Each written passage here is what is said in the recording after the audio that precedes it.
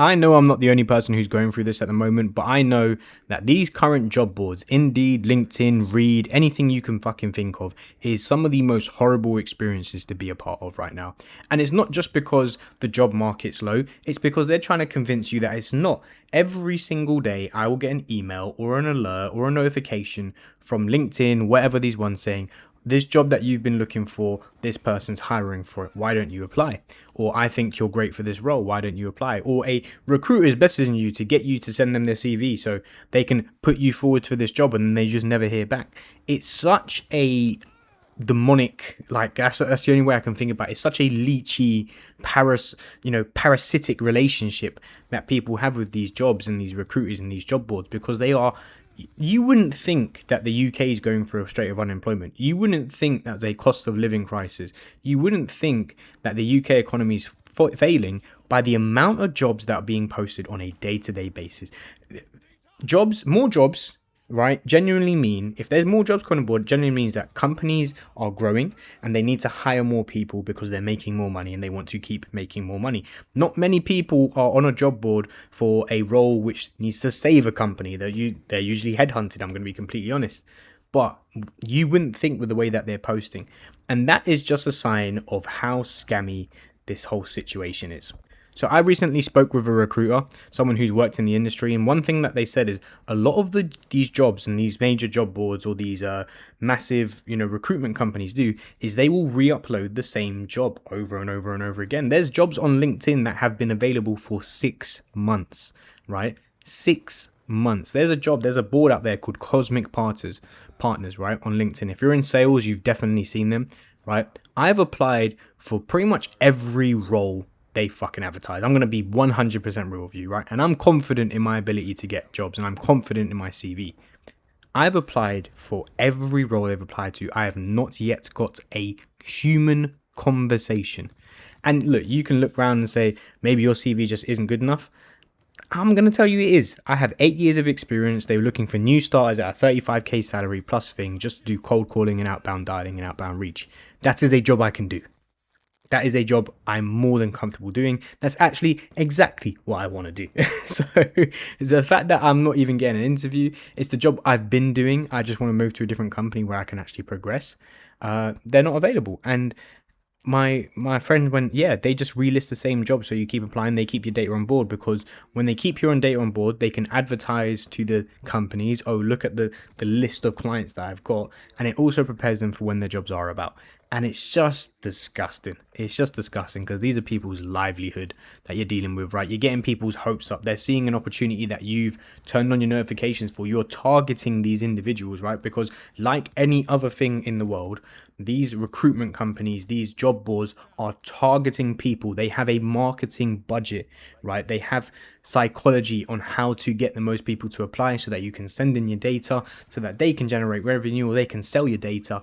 And look, the truth of the matter is, the first thing that comes up with these job boards that needs to be addressed is the scam jobs. There are so many scam jobs on these boards, and they're not there for like a day and they get taken down, right? They are there forever. They have to go through a quality check process in order to put their job on the board. And I'm especially talking to Indeed and LinkedIn here. Those are the two worst candidates for the amount of fake jobs that are out there. And you'll see things like, here's a account executive role, salary starting from 40 to 60k, apply here, and then it will be to land the job of your dreams. And it's like, well, this is the job. You're advertising a job. Why are you advertising a course as a job? That's not how it works. And they get away with it. There's so many of them on the board. And look, that's even before you actually get to the whole interview thing process as well, right? Obviously, first of all, you see the job that you like, you click it. You have your CV ready that you made, that you need to make, and they make you apply it onto the CV. And then you hit the link, and it takes you to another website where you've already entered your name onto the first one, and it says, please enter your details here. And it goes name, all right, cool, I'll give you my name, last name, cool, I'll give you my last name. Contact information, of course, that's not before. Address, I don't know why you need that. Right? You haven't told me your location, but you want to tell me, why do you need my address? Nah, makes no sense. Okay, cool. Maybe my commute time and how much time I spend in the morning getting to you is that important. Okay, I put in my address. Enter experience. What? Sorry, hold on. You want me to write a whole CV explaining my experience just to explain it again here? Because it's never just enter your experience, enter your education history, enter your roles and duties. It's then upload your CV as well. What is the point? What is the actual point? It's so... and jobs are so... The whole interview process is so performative. And please, don't let them ask for a cover letter. If you ask for a cover letter, up until last year, if there was a cover letter involved in the application, I wasn't applying, because that is some of the dumbest shit ever. It is literally an invitation for me to lie to you, right? As a company, if you ask me to write a cover letter, I am going to lie. I don't care about you, and I feel like I'm not the only person. There's more people than there isn't who actually care about where they work. Like, do I care about the company I'm involved with? And I'll be honest, I don't. I give zero shits about the company I'm involved with, because at the end of the day, the job has got to be done. And whether I'm in a company that does A or does it B, you all tell me the same shit anyway. We're one of the most trusted, check out our scores, check out our Glassdoor reviews, we're such a performance, we care about your development, we care about your career path. Of course they do. Everyone does. Oh, we pay a competitive salary? Of course you do. Everyone does, right? That's not a thing anymore. Even things like sales job, right, where they advertise uncapped commission.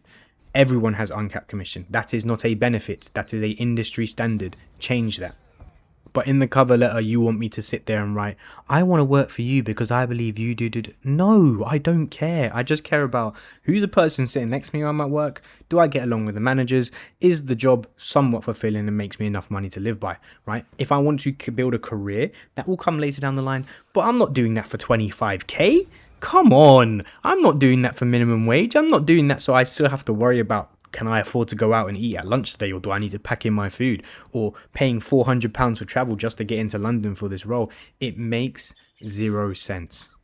And then you get to the next stage where they have all the power, right? Employers have all the power at the moment because they know no one's got any fucking job at the moment. But the best part is if you can't find a job at the moment, you're absolutely fucked, because not having a job makes it harder to get a job. Who would have guessed? Who would have guessed the fact that I'm ready, available, have the experience to do the work, but you don't want to hire me because I haven't got a job at the moment, even though in order to do your job, I would need to not have a job. I need to leave my other job, right? And it's not like I've never worked in 5 years. It's not like I don't understand how to write pen to paper. It's not like I don't understand how to use a computer. You simply just don't like the fact that I haven't got a job at the moment, for whatever reason, and there's a ton of them. There's redundancies, and all these recruiters are using the same language. It's all, as someone who works in sales, listening to a recruiter is such bullshit, because you're saying all the keywords, and they say all the keywords, and they keep you excited, and they keep you in the loop, and they don't want to give you any information, and they expect you to bend your will to them. Like, I had a recruiter message me on LinkedIn, and she was like, oh, I've got this opportunity coming up. It's doing this, this, and this. And I'm like, I actually am interested, but I just want to make sure it's viable for me. Can you tell me where the location is so I know if I can get there? And two, what the salary is? And she went, oh, yeah, absolutely. Before I do that, do you mind me just going through your experience? I went, look, before I spend any time telling you and booking in a 15 to 30 minute call, I need to know that the job is viable. Can you tell me the location?